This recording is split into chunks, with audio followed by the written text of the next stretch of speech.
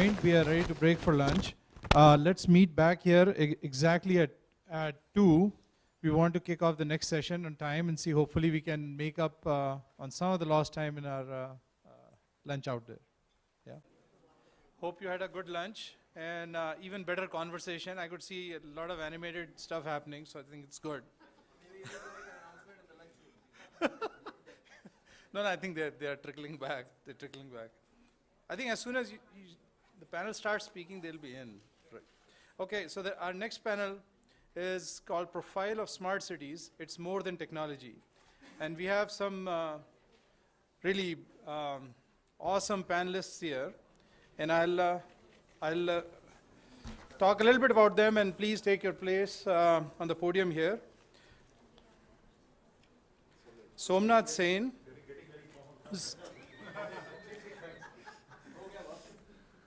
All right. We all are very awesome. Yes, yes. So let me quickly introduce the group that is already on the podium. So Somnath Sen, Chief Practice, Indian Institute of Human Settlements.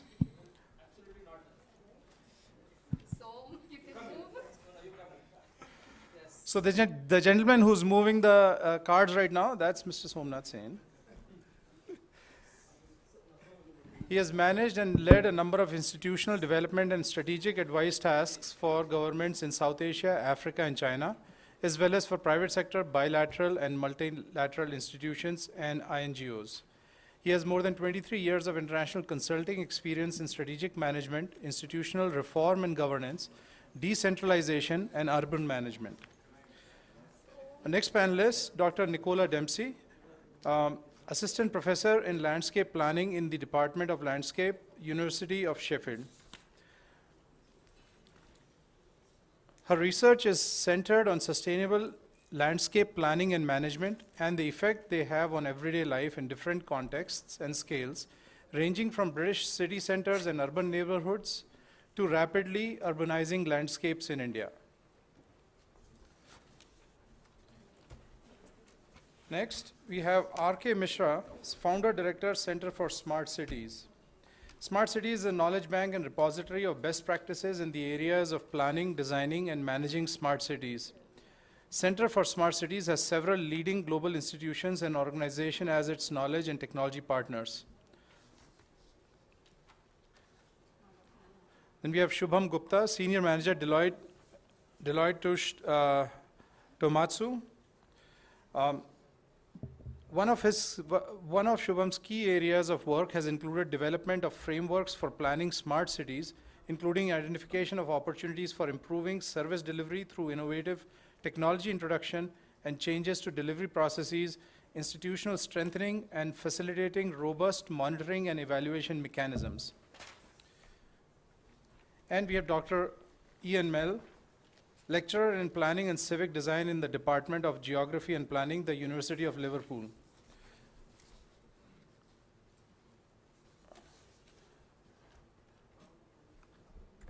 Dr. Mell's work integrates the multifunctional perspectives of urban green space planning with evaluations of planning policy. So welcome, panel. And I guess Mr. Somnath is doing the moderation? Yes? Thank you very much. Thank you. Okay, and just before we kick it off, finally, we'll all get an opportunity. I have mine right now. So we are starting 10 minutes over. So let's do the conversation for about 40 minutes. And open to questions for about 10. I'll suggest 35, 15. Yes. Okay. Okay. Thank you so much. That's for that awesome introduction. I thought you'd like it. Thank you for making our job easier. So now, apparently, we all know each other. I'll just take 1 minute of everybody's time here and acknowledge that from the morning, many people have attempted to describe what smartness is. We are smarting under those definitions now. So the first part of this panel was actually intended to say, reflect on what is smart. So apparently that is not needed anymore. Some of us come from backgrounds and places and groups of people which are pretty unsmart. So we'll also challenge and provoke you to think about all those people who are not very smart and still have a right to belong to the city. And very interesting if you read some of the documents which are floating around. One of them is the Government of India draft, and it's not a Government of India document, which uses the word right only once, and it says everybody has a right to the internet. So I was like, this is amazing. So this is like a postmodern world for us. So the way we'll play this session is as follows. I'll invite Nicola and Ian to sort of first lead off with their thoughts. Then we'll come third down to the Indian reality and difficulties that Shubham will explore us to. And then RK and I will further provoke you into thinking about, we all know that it's not just technology, but what is it about and what is it, the framing that we're exploring, we'll sort of have an interactive session. So without much ado, I'll request Nicola to. Okay. I go to the podium. Right. So you have a presentation? Okay. A set of questions that we laid out for ourselves. As you can see that it's very difficult to cover all this ground, but this is basically the kinds of questions. Some of them have come up, some of them have not. Things like politics were not worthy of consideration of this August House so far. They will be now. So that's the good news. Yeah. So those are the questions. Just keep them at the back of your mind. We'll sort of have them displayed back to you for us when we sort of talk about this little later. And over to Jan. Come. Thank you very much, and welcome everybody. Those questions are far more interesting than what I'm going to say, so they're better. I'm going to be a doom monger. I'm going to talk about the things that are wrong with smart cities. Because having been in India over the summer when the announcement was made about the 100 smart cities, everyone was very happy and joyous. It could be something great. But this morning we heard that every 10 years, India and the rest of the world comes up with a new phrase, so eco-cities or smart cities. So whether or not we're doing something new or just doing the same old stuff is open to question. And I think one of the main issues that I have trouble with the smart cities issues in general, not just in India, is there's a lack of detail. This morning we talked about the competing definitions. Nobody gave one, which was fantastic because they're all different. They're all subtly different, yet they all say pretty much the same thing, which is not a lot, apart from ICT's the way forward. And what I found really nice this morning was the guys from IBM and Cisco didn't just give an ICT presentation. They actually linked it into the wider social issues and economic stuff, which is quite nice to hear, because in the UK you would get a very corporate presentation. So that was quite nice. But in terms of what smart cities have to do, one of the things that was said this morning, that smart cities need smart people. And again, in the room we've got practitioners, academics, I don't think there's any politicians here today, but these are people who are smart people, potentially. So we need to actually get them involved in this. And so there is this dilemma that we have between all these ideas and then doing it on the ground. And I would say most places in the world have a problem with linking the two things together. So one thing that's positive here, a very strong central government who are very keen to make these things happen. So potentially it will happen, but just the details need bringing out. And the latest communique on smart cities actually start to give some of that detail. And it talks about the funding mechanisms, about how people are involved, what level ICT will be in there, and I'll come back to that in a moment, and all these different issues. And I think without that detail, it's just an empty word, which is quite problematic or potentially problematic. Now, one of the problems that I have with the current smart cities discussion is that we all know 7,000 crore, so about 1.2 billion US dollars, to fund 100 smart cities. So 70 crore each. It's not a lot of money. And given that gift, so the Gujarat International Finance and Tech City cost 70,000 crore to build, and that's 3.5 square kilometres, the maths don't really work. So in terms of what we can actually get out of this is, again, open to question. And I think that's something which will need to be discussed far more deeply at a far more central level. But with academics and practitioners having conversations like this, I think it actually provides an impetus for government to start thinking carefully about what they actually want to do. Now, we do have examples from around the world of smart cities. and whether you think that they're successful or not, again, open to interpretation. But if we take examples such as Masdar in the UAE, you're building a very green city in the middle of a desert. Now, personally, I have a problem with the water management issues there and how you're getting the water to make it green. In India, Lavasa is already seen as being the next smart city. It's in quite a rural area. So again, how are you going to get all these ICT, this sustainable transport, in an area which doesn't necessarily have the financial or political capacity to do it? Except the strong government is probably going to make it happen. And the potential developments of Dollara, having looked at the images that you see from the publicity, I think it looks absolutely dreadful, personally. I think it looks like a very, very bad sci-fi film. And they seem to have almost returned to a Le Corbusian way of putting everything in the centre. Doesn't necessarily work. So where we do have examples, I think they're labelled smart cities politically, but they're not necessarily smart cities in a sustainable or environmental way. And I think that's really a difficult issue, a dilemma to try and balance. That are we trying to make sustainable cities, livable cities, or things that are smart from an ICT perspective? And I think if we look at what smart cities should be, they should be people-friendly, people-centred, they should be economically viable and sustainable. They should actually promote people to move around the city without sitting in the traffic jam for an hour and a half. So after this session, I'm going to the airport just to be safe. My flight's at 8 o'clock. I don't trust the traffic.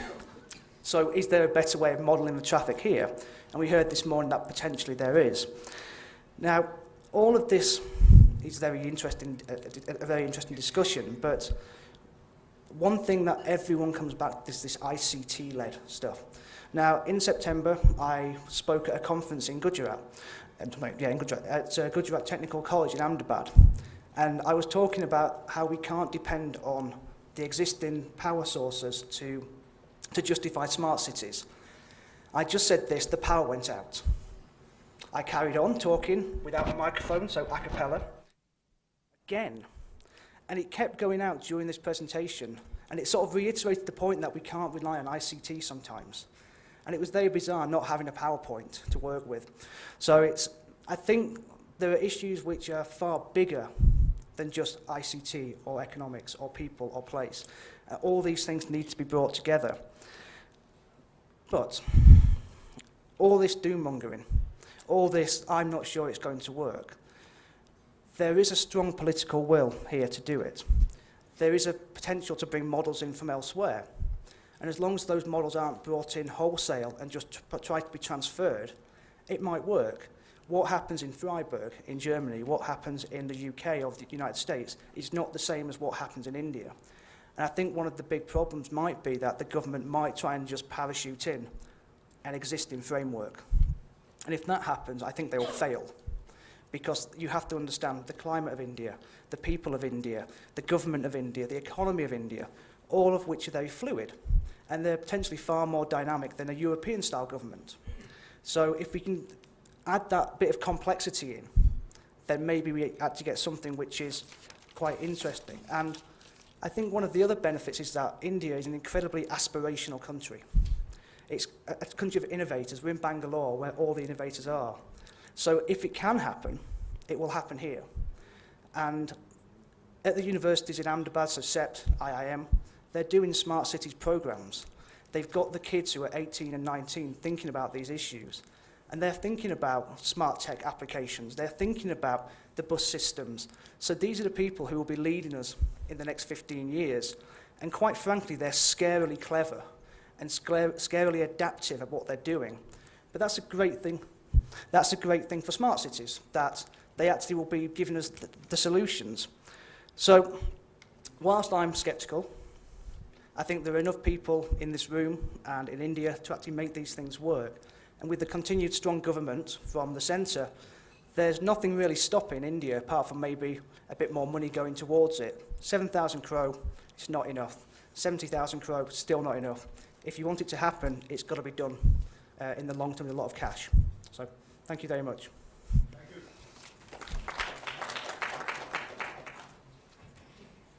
You want those questions to be embarrassingly taken off?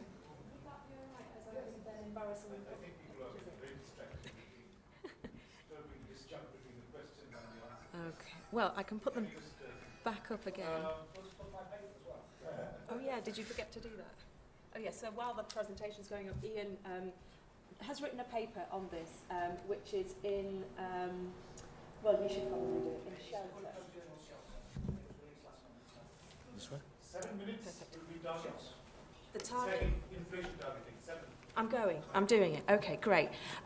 Hello, everybody. Thanks very much for inviting me. I wanted to step back a little bit, and when I talk about smart and integrated, I come from a landscape background, so I like to think, and I do believe strongly, that landscape is something that integrates everything, and it's something that we can be really using as the linchpin to everything in our smart cities. So perhaps I'm going to be bringing a different kind of perspective. And I'd like to also be calling on some of the stuff and reminding anybody who was here for Monday and Tuesday, some of the technology, we're talking about technology today, but some of the technology that was presented in the eco-restoration themed workshops on Monday and Tuesday was fascinating.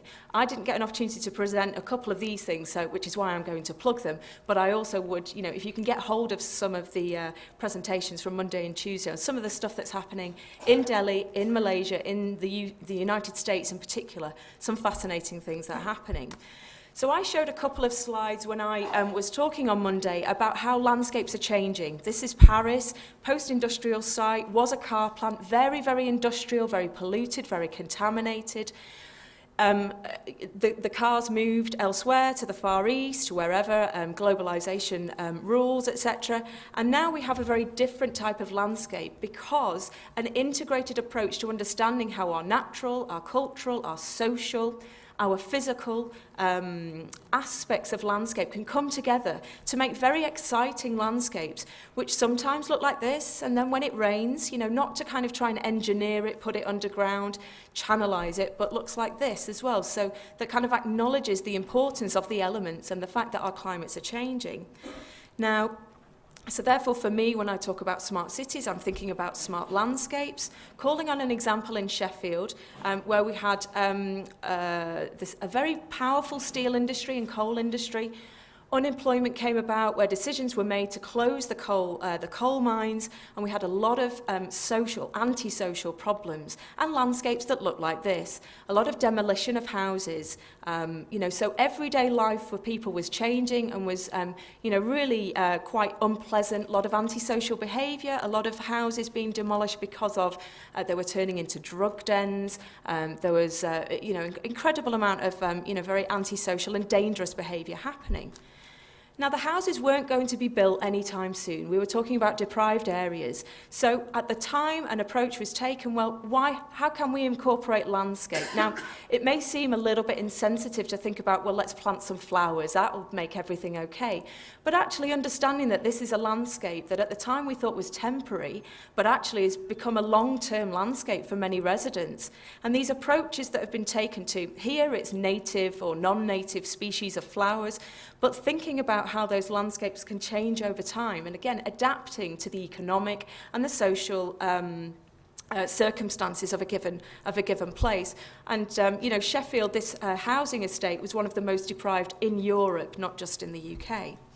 And so we have a very different selection of management strategies, which are low cost, they're low maintenance, but they bring this element of being shared and cared for amongst the local population. Now, this is technology that's based on research that's been done in the University of Sheffield and been applied to, I'm afraid it's cut off at the bottom, but the Olympic Park in London. Exactly the same strategy, low cost, low maintenance, high impact, so people can see that landscapes are changing and people want to interact with it. Now, obviously, we're talking about a very context-specific solution here, but it's based on an awful lot of, you know, kind of experimental designs by fellow professors at the University of Sheffield. You know, where a palette of, here it's flowers, but other times it might be different types of species of vegetation, trees, etc., that are used, again, to kind of celebrate the landscape. And, you know, as pictures show, people really do respond very actively to it. Examples, Northern American prairie garden, so again, a particular selection of species, South African garden, native wildflowers. So the reason I'm showing this is that these aren't just ideas that are for a small area in a neighbourhood in socially and economically deprived Sheffield, but those same kinds of ideas can be applied to cities to a very high kind of impact. And then that's thinking about infrastructure, that's thinking about landscape as a connecting, as an integrating element in our urban environments. So there will be a selection of different types of technologically based approaches to dealing with our landscapes. And here are some examples of what those things might be. And, we've talked about green roofs and, various aspects of these kinds of technology over the last few days. Now, the second and last thing that I wanted to talk about is something called placekeeping. It's this idea of long-term management. It's something that I've been very closely involved in our department. And it started out really as about thinking about how we can manage our open and green spaces for the long term. I'm not talking about political long term, I'm talking about nature long term. And it's about understanding who owns, who pays, who manages, and who cares. And to do that, we kind of came up with a conceptualization of the different aspects to do with placekeeping. It's about who's involved, who's in the partnership, where's the funding coming from, how is the design incorporated with the management and that long-term approach to our spaces. Governance, who makes the decisions, what are their particular motivations, what policy is driving this, and then how is it evaluated. And together you get this beautiful diagram that incorporates all of these things together. So it's this idea of planning, designing, managing. Now, it's not just open and green spaces. We can apply this to public assets. We can apply this to urban landscapes more generally. And I just wanted to very quickly just sort of take, an example, which is something that happened in the UK called the Livability Programme. It was all about clean, safe and green cities in the UK. The national government gave a lot of money to various parts of the country to instill this idea of being able to work better together. So for green and open space management, there are lots of different managers who do their own thing. They may it might be cutting grass or managing trees in one way, and then somebody else will be looking after adjacent space, doing it in a slightly different way. So Sheffield applied for the livability funding to work better together, to work smarter, basically, to stop working separately, to pool resources together, which previously was all being kind of managed separately, to generate a set of green spaces across the city. Now, the funding was there. If we look at how it broke down, the funding was there, the policy was there, the money came from national government. The governance was there, all the people were involved because there was money related to it. So all of the things were in place for what should have been a very successful project. It failed. It failed dramatically because it was to do with who was involved and their own motivations when it came down to it. First of all, funding was there, but for a very short amount of time. It had to be spent within 3 years, I think it was, 3 to 5 years. Also, the organisations that were involved, local authorities or municipal authorities, city governments, non-governmental organisations, private sector, there were fears of changes to the organisational structures. Perhaps it would have meant job losses if you're pooling resources. Political support might have been there when the funding was there, but actually longer term. And again, because political long term doesn't mean nature and landscape long term. So we have a real kind of, mismatch in terms of how we deal with these things. So that long-term approach required to really make that happen meant that it wasn't politically viable and organisationally it wasn't acceptable. And a caveat now to this, that was about 15 years ago, we're now in a different situation where funding is dramatically reduced from national government. We don't have that kind of money now to think about our open and green spaces. Now, all of these things that were in place back then, they're actively happening because the money isn't there. People are now having to work smarter together. So I just wanted to bring that up as an example of how we can unpick these sort of things, and as an academic, this is what I like to do. I like to analyse and ask questions and turn it into a pretty diagram if I can. But it's important to kind of share that information and share what we've got, and to really kind of share practice, because otherwise same mistakes are going to be made over and over. In Sheffield, they continue to be made as problems and in the UK and elsewhere. So I'm going to do a shameless bit of plugging, which is the Placekeeping website, which is a place where we are writing about all kinds of things to do with management and public assets. And it's an exchanging ideas, it's sharing good practice, it's all about open and green spaces, but we want to make it broader. We tweet, we write, and we blog. So if you're at all interested, then please do contribute to the debate, because I really think it's important for us to be learning from everywhere else, because we're not getting it right in the UK, that's for sure. So thank you very much.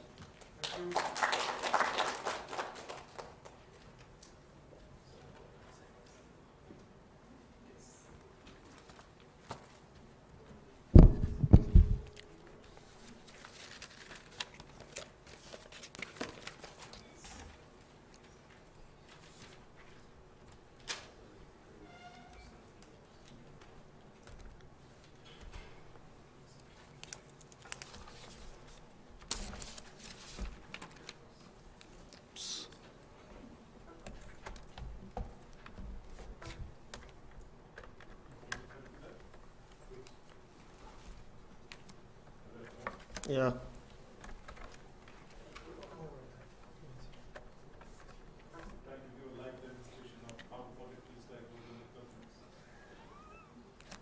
It's definitely technology, yeah? He's saying it's not technology here, technology is a key enabler before we could start the presentation. Good afternoon all. Oops, again it goes.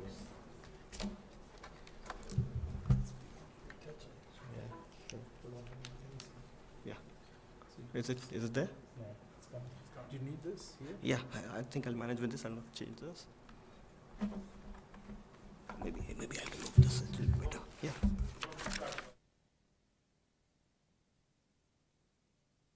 How I've structured my presentation is definitely we agree that technology is a key enabler for implementation of a smart city. But what we are saying here is it's not the end. It's just a means to achieve a smart city. Technology cannot be the holistic thing which drives the development and conceptualization of a smart city. It can be just be an enabler to facilitate the development and the conceptualization of a smart city. So here, what we have tried to do is present certain enablers which we feel, in addition to technology, go a long way in ensuring the success of any particular smart city. So we start off with, we have basically listed down 4 key enablers. The first one is policy support from the government's perspective. So what do we typically mean by policy support? Policies for managing the demand. Any smart city has to optimally utilize its resources, especially the scarce ones, water, for example. So there has to be policies to manage the demand from the citizens in order to ensure that the scarce resources can be used in an optimal manner. So what are some of the examples that we see here in demand management, even in India? We have flat rates for, say, property tax, flat rates for water. Some of the progressive ULBs have started moving to volumetric-based tariffs. So you pay as you use, depending on the quantum of water that you use. So that is a way of managing the demand. A person gets aware of the amount of water that he is using, and that's when he starts eliminating the non-essential use of water. So policies around demand management are very essential if we want to achieve success as a smart city. And what are some of the ways in which you can address this thing? So you can have usage-based charges, as we just discussed, and even what we see is technology can play a key role here in facilitating the implementation of this policy. How? If we have to have a users-based charge, there can be certain slabs on which you charge. That the data for that can come from the underlying technology, the data that the technology captures, in terms of at what point, what is the inflection point at which the usage is beyond what he should be consuming, and then hence you should be having a higher amount of charge or a kind of a negative penalty on the user. So that's how technology can support the process. Second very important thing is establishing the institutional structures, getting the institutional structures correct before you move into a smart city implementation. A case in point, for suppose you have to implement an integrated solid waste management system. You enter into a contract with a private sector player for managing your processing facilities. The essential components of the contract are you guarantee him a certain amount of waste a certain minimum guaranteed amount of waste that will be supplied to his facility. Now, having done so, there are other competing usages of such waste, if I may call it. You may directly want to give that particular waste to, say, another private player who wants to convert the waste into energy. So therein the competition starts in terms of how you want to use that particular waste and who controls the waste. Who ensures that there is a coordination when I have given a contract to a player to give a minimum amount of waste? How is it ensured that that minimum amount of waste actually reaches him and there are no contract violations? So those institutional structures have to be in place. Another case in point is, solid waste is looked after by the health department. You need the land for the landfill sites. How do you ensure the coordination between the land and the revenue side and the health departments? So those institutional structures are very important before implementation of any smart city.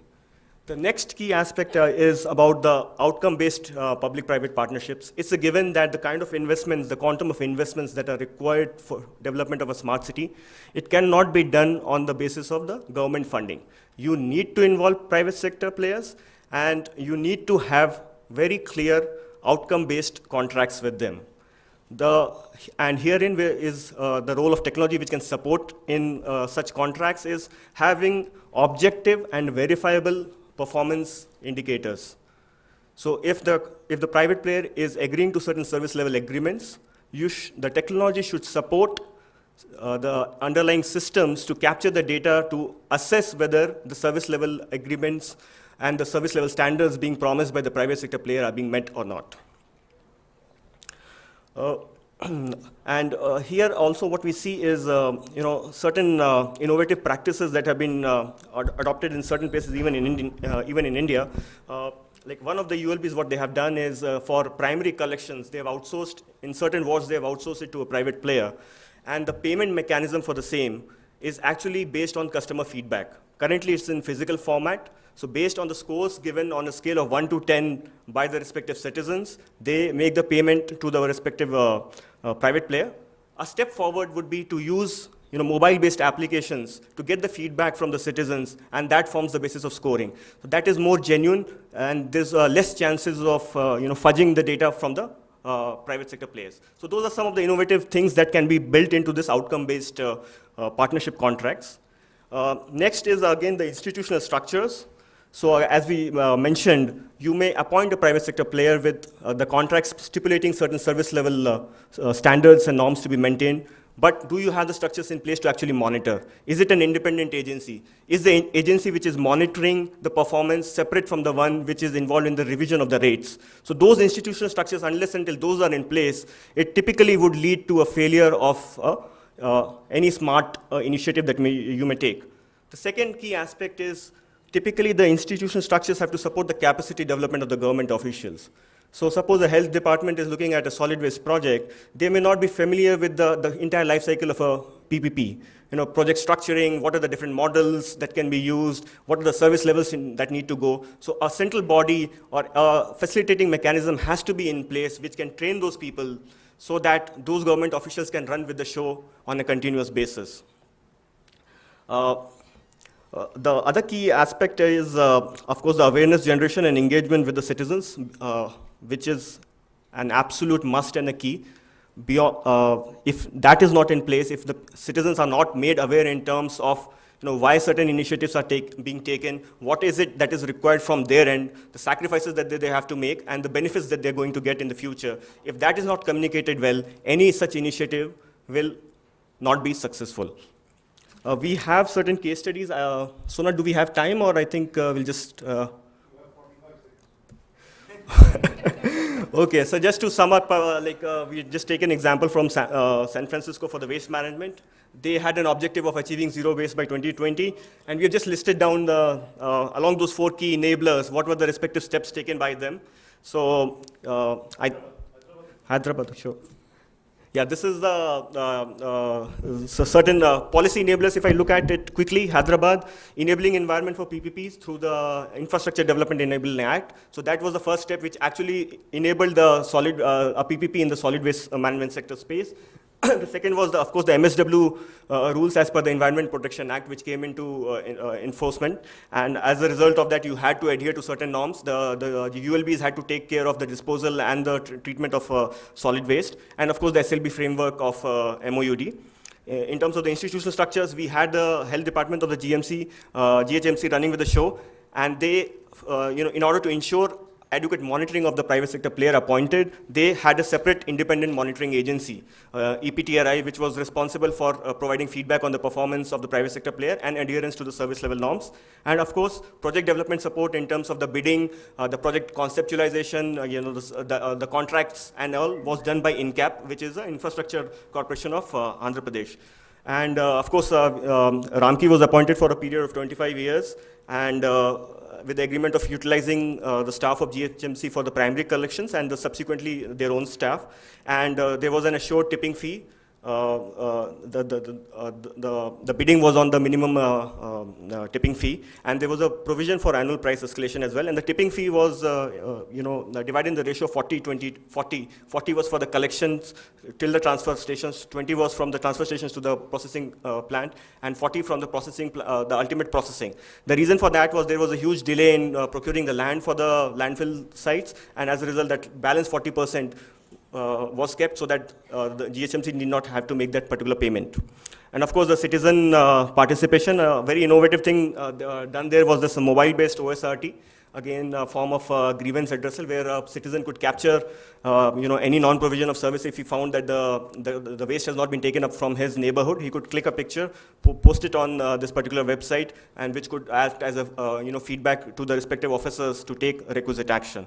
So with that, yeah, thanks.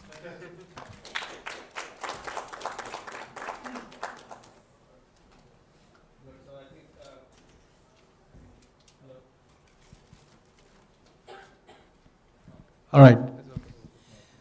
So, Som has told me not to talk much. I said, good. So then I said, what do I talk then? He said, talk something very broad. Okay, let me try.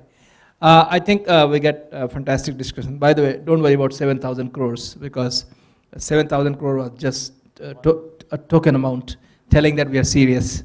There will be 700,000 crores. That's not. And anyway, we don't have money. I mean, we don't have any projects to even use 7 crores. So I think that number is being talked about quite a bit. We shouldn't worry about it.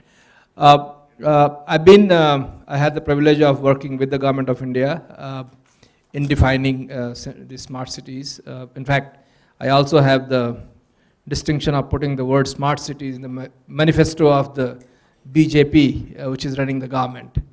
And I put it in 2009. They didn't win. This time they won, and the smart cities. Then I was requested to put something together. So we have created a Center for Smart Cities. And frankly, we don't know what smart city should be. We certainly don't believe that our smart cities can be imported from other places. In fact, I don't even believe that a smart Bangalore would look like a smart Vizag or a smart Ajmer or a smart Allahabad. So yesterday also I spoke about it. Some of you might find it repetitive, but I think each city, and it's a very interesting, I will give you a context which will clarify. I don't know if you guys remember, our Prime Minister was in Japan, and Kyoto signed an agreement for Smart Varanasi. Kyoto and Varanasi are working. He was in US, and some people got excited. He said, we want 3 cities. They said, okay, fine, take which one you want. Pick. So one Allahabad, one Ajmer, and one Vizag. Now that's the US is supposed to do. I'm sure Germany would want some, Australia would want some. I'm sure UK should take before everything goes, okay? Now the question here is, the company sitting in US or somebody in Kyoto, they have no clue what Varanasi or Vizag looks like.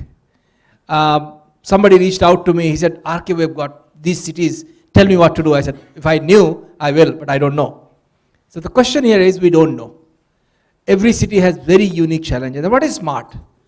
I would like to reach this place from my place, which is in the other state, which is almost like Tamil Nadu. I live in Whitefield. I can reach Tamil Nadu faster than this place.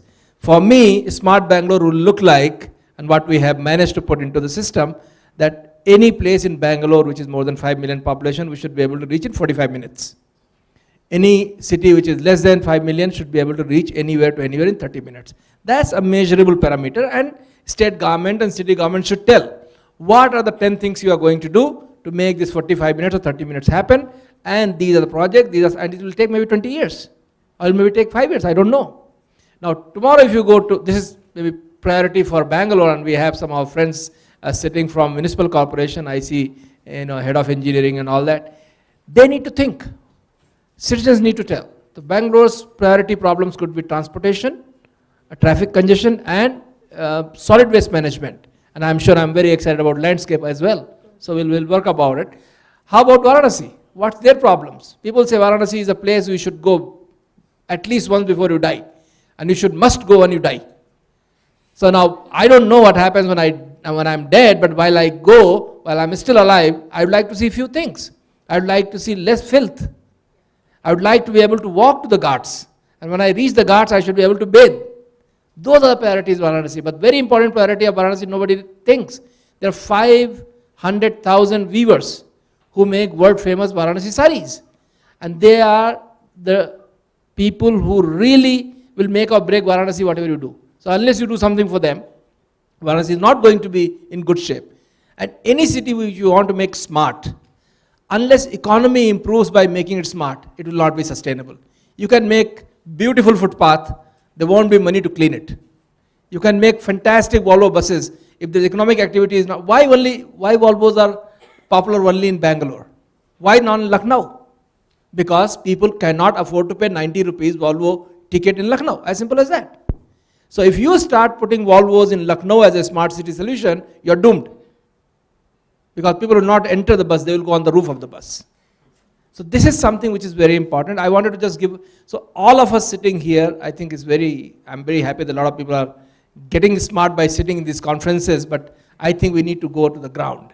And that's what I told my friends from, who asked me, I said, let's go and spend 1 month. And first ask the people, the bureaucrats, the politicians, the citizens of that city, what they think that city needs. Don't tell them what is smart. Don't say this IBM is getting this, big data, and Cisco has got this fancy camera and all that. Those are just enablers. Will be needed, but that's not what it is. So Ashwin has talked about some small area of electronic city trying to make it smart. I mean, it's an industrial enclave. Only people don't live there, companies live there. It's very easy to manage companies than people. You cannot do anything which is, to do with people without people buying into it. So I think we should not even talk about smart cities. The moment some people said, Mishra ji, are only smart people going to live in smart cities? What happens to people who are not so smart? I'm telling you, these things can become real political issues. Oh, I see. So you want to create city only for rich people. People don't realize a smart city also means 24-hour water supply. This is already getting hard-coded into MOUD guidelines. Every house getting sewage connection, 24-hour water supply, 24-hour power supply. Now, every rich guy already has it. So if you make a city smart, only poor people are going to benefit. But if you do not communicate like this, there will be backlash. And in India, where rich people don't vote, the smart cities will not go if poor people don't buy into it. So I think we really need to work about it. Thank you very much. I am much ahead of your time. Now, questions, yes. You are the moderator. I will request organizers to make available good 2 chocolate eclairs for being ahead of time. I'll just take 2 more minutes to bore you before I take your interesting questions. One is, and this has been discussed in the media and so on, so the point that Ian also brought about, there's an emblematic importance to saying something is e-governance, smartness. These are imaginations that we want to bring to the table to get our systems which are caught up in a morass to move. But we have to bear in mind that that emblematic thing should not become something through which you define and exclude. And that is the biggest risk that we face here while talking about. So we don't need to always find problems, pathologize, or treat people as productive citizens, treat the urbanization process. Lots of poor people will move from urban areas, rural areas to urban areas. For anyone who works on urban issues will know that that's farthest from the truth, that the 60% of India's urban growth comes from the cities themselves, and it is not from migration. So I mean, these are the sort of myths that we sort of choose to hide behind, and then try to construct a problematic which then we try and solve. So we have to be very careful about making sure that whatever framing that we are doing must be something which is centered on the human being and is not driven by ideas which are very abstract and have no resonance with real people, with real institutions, and real processes on ground. So that's number one.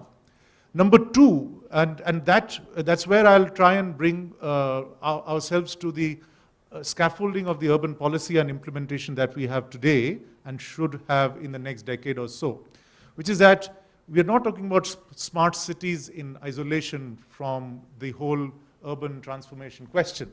And that is that in terms of the private sector, in terms of civil society, in terms of informal sector, and we know much of India's GDP, more than 63%, as Srikanth was showing us this morning, comes from urban areas. But it also comes from certain kinds of occupations, certain kinds of very informally organized occupations. And therefore, when we talk about this, there are different stakeholders. And even for a moment when we think that the government and its behemoth will deliver a large package of investment, let's bear in mind there is going to be, hopefully, the successor of the Nehru Urban Renewal Mission, by whatever name, the Atal Bihari Vajpayee Urban Development Mission, or whatever it is called. So that's one piece of the puzzle. There's the cleanliness bit, which other people in that room are worried about. It's called Swachh Bharat Mission, which is not just rural, but in urban. So we're now smarting between cleanliness and smartness. And therefore, the third piece of the puzzle is smart cities. And we have perhaps the engagement and the space to think about what more should happen. But the bottom line is for us to think about, and that's a provocative sort of position thought I'll leave you with, is that if we do develop, if we do help ourselves enhance our capacities to try and deal with the issues and build on the strengths that we have, if we have an incentive structure for cities, its citizens and institutions to behave very differently from what they have been behaving, then do we have the makings of a transformational agenda? Because we are talking about a large-scale social and political change. Technology happens to be a handmaiden only. So I'll stop here and take questions. I'd sort of request we play the game as follows. We take, I know there'll be about 8 questions, so don't worry. We'll take 4 questions first, and then go around the table and seek responses, and then take the next 4 questions and seek not to answer them. Yeah. Sounds good. Thank you.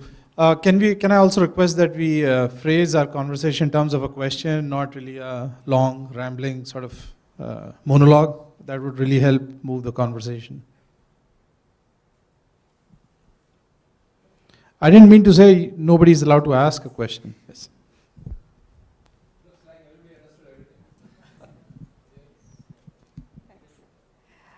Good afternoon. My name is Arundhati, and I'm an urban design consultant representing a concern for road and pedestrian safety. It's a non-profit.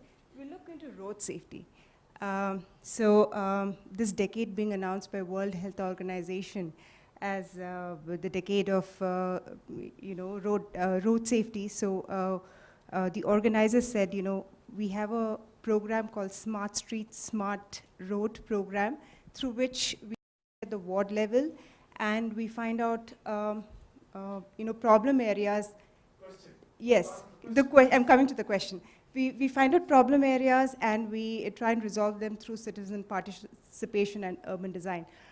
My question is directed to Mr. R.K. Mishra. Is there a dialogue to introduce smart roads and safe roads in the smart city program? Are you in Bangalore?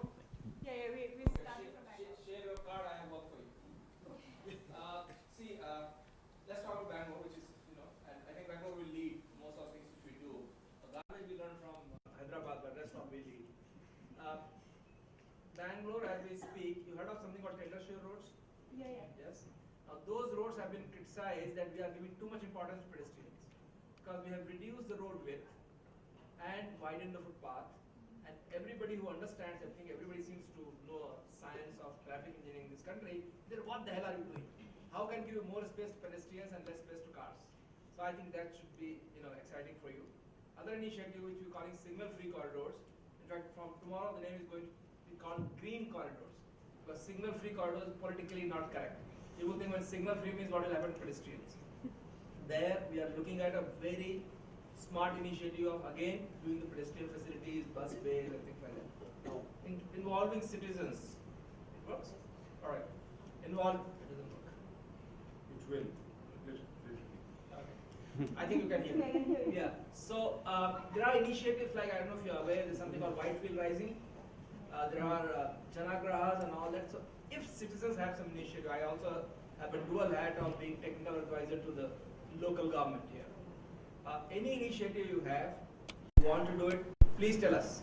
Because smart city is being made by some very unsmart people like us. We don't know everything. So if you tell us, we will see to it that it reaches the people who are making it. Because current, whatever draft has come, many of us have contributed substantially to it. And if you read that draft, it's very clear on what we are doing for pedestrians. If still further you want, we'll be happy. Question number 2. Yes. My name is Mahalakshmi. This question is regarding what are the plans in terms of tier 2 cities. I agree completely with you that the smaller towns definitely need a different approach, because most solutions what was talked today in the morning, I'm from Tumkur, I grew up in Tumkur. Tumkur doesn't need those solutions. I mean, we don't have those problems. So in the center, what is the initiative as?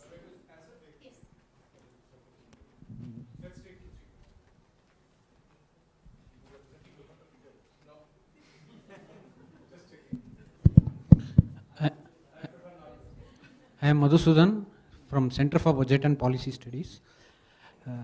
My question is that what is the role of elected corporators in this smart city? What is expected of them? Question number 4. We'll be just a gathering question so that we can make it efficient. Any other question?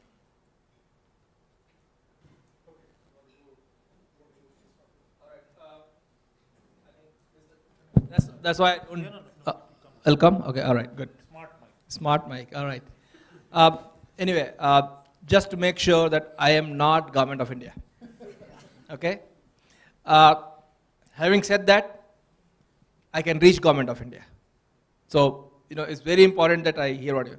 Tumkur potentially will be considered. I don't know how it got in there as a smart city. Yes, I'm sure the people who consider also don't know why. But I agree with you. That's what I said, and Allahabad will have a very different solution, and Ajmer will have very different, and the solution will come from people in Tumkur. If you are in Tumkur and you work with your local administration, by the way, cities will be proposed by the state governments. The city plan will be proposed by the local government, which could be municipal corporation, as per the guidelines which have been given and which are, it is a living document. In fact, the first time, the government is not saying it's final. In fact, the third draft has come, and maybe 20 more drafts will come. It'll keep evolving. So please make sure, I'll be very happy if you have something specific from Tumkur, because whatever Tumkur does, maybe Hosur will do it, maybe Hoskote will do it, maybe Unnao will do it, or something like that. So I think absolutely agree, no disagreement. Please tell what it is. A corporator. I'll be very happy if corporator at least start thinking smart here. Unfortunately, our corporators, the way they think, the way work, is very, they're supposed to be citizens representative. Unfortunately, once they get elected, they don't represent anything which citizens want. So I think it's very sad, and it's not only about Bangalore, I think everywhere. Elected representatives should be leading this. They are actually the people who understand and supposed to understand. The challenge is the people who get elected are very less motivated, most of them. And they are motivated by reasons which are very different than urban governance and better cities. But I think it is their cup of tea. They need to tell what their ward wants. They need to tell what their city wants. So I think they have a very important role. It'll be very important if they reach out, or we reach out to them and they participate. So it's for us citizens to make sure that they participate. Thank you. Any other questions? So we are done? I just have one question Oh, please. as part of the audience. You're allowed to ask. Okay, go ahead. I don't have any extra information, by the way. So, in this ambit of smart cities, and like you've said, smart means many things for many people, technology and otherwise, and marrying that up with the question around corporators or elected officials, now that citizens are able to feed information directly to the government through various means, what are the tools that the governments are putting together to ensure that this feedback, citizen feedback, gets actually counted up in their annual assessment of their performance? So if I complain too many times, too many people complain too many times around a road condition or some other civic issue, does my elected official not care because no matter what I say, his salary gets paid, his performance gets done? Or is there a way that we can pool this smart city concept to also hold the elected and appointed officials better accountable than we have so far? Actually, I'll give you an example from the world of toilets and shit. Kalyani Municipal Corporation actually had a very interesting leadership, and the answer I'm veering to is institutionalized leadership, where the ward representatives had on the bulletin board some mix of these kind of citizen feedback as well as objective indicators of the kind of roads, the kind of street lights, the kind of toilets, the kind of open defecation free slums that they had, which was the basis for holding discussions of the council, the municipal council, in camera back in 1996. So hats off to Shantanu Jha. He was smart then. Yeah. So that was a way where he demonstrated that you can use information from various sources, but the preconditions of that were that there had to be, so there is a legal frame that is available, but somebody has to mind that and say, I want to do this, and therefore, very simply, the government doesn't have the sort of way of taking this information and processing it, but there are examples here and there where, but what you're pointing to is a much deeper question, that in democratic politics, when you talk about smart cities, can you really sidestep a legitimately elected representative of the government? Absolutely not. Can you then ignore a citizen who has an opinion, who has a factual position different from his legitimately elected representative? And if so, how do you sort of negotiate that? And that's where the bureaucracy comes in to ensure that neutrality and so on. So this is an area of work. This is an area of huge amount of work as to when you talk about smartness or even intelligent cities, how do you actually take information, process it, and who wants to use it? And that's the point Jessica was making earlier in the last session, about the different levels of information incentives and how you use that. Thank you very much. Yeah, could I just wanted to add something. A lot of our politicians in the UK or local councillors they're trying to be smarter, and one of those ways is through social media, and that has become a really powerful tool for us, for the residents in local areas, to get change instigated, and it may not actually result in what the residents want, but it is bringing a high profile and kind of attention to various matters that normally probably wouldn't ever get the light of day. So not just the press, but social media as well, Twitter in particular, and Facebook, and whatever other ones. And I don't know whether that is kind of applicable here as well. Just to add something, I don't know, you're in Bangalore, you must have seen. Very recently we did assessment of our MLAs. I'm sure you that. So BPAC, we hired a third-party agency, and where we had around 36 parameters on which we evaluated our MLA. We were shocked. Once that 28 MLAs are there in Bangalore, when we ranked them, 15 MLAs physically called, why am I ranked so low? And the guy who was ranked very high also called, thank you. There was a lot of public outcry. They thought my MLA is doing so bad, how come he got better response? Now they are saying, do it fast again because I want to get better next time. So I think once you create, because I believe more than bureaucrats, the politicians are more sensitive to public opinion because they are the ones who want to get elected every 5 years. Bureaucrat is there for 35 years and he cannot be fired. He only gets transferred. or 6 months. He only gets transferred. And doesn't matter, he'll get equally good job somewhere else. So the issue here is, yes, unfortunately our corporators, like our ministers, I write to my minister on Twitter, and many times I get response, by the way. The department will call back. And don't think it is because of my surname. It is because somebody is reading it. Unfortunately, at our corporator level, that kind of awareness is not there. Hopefully our corporators will start using social media. We'll have, in fact, e-governance, you should do something. You should propose something by which we can assess our people on an ongoing basis. Correct? I want to do something, and you will produce a matrix every month. Every month, this is the corporate. Maybe every month or 2 months, they will get used to it. Maybe every 3 months. Thank you.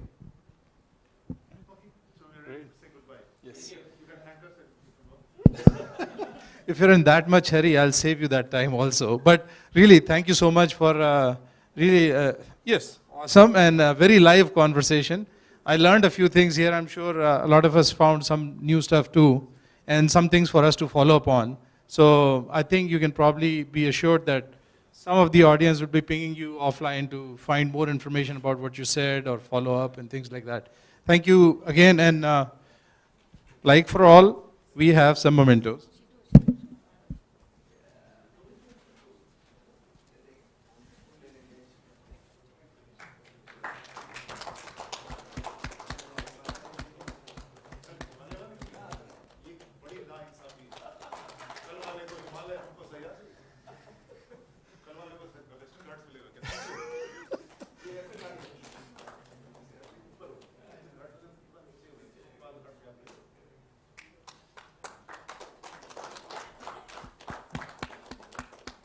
हमारे लिए सभी aspirational हैं actually Himalaya just say thank you very much thank you so much now on to the next section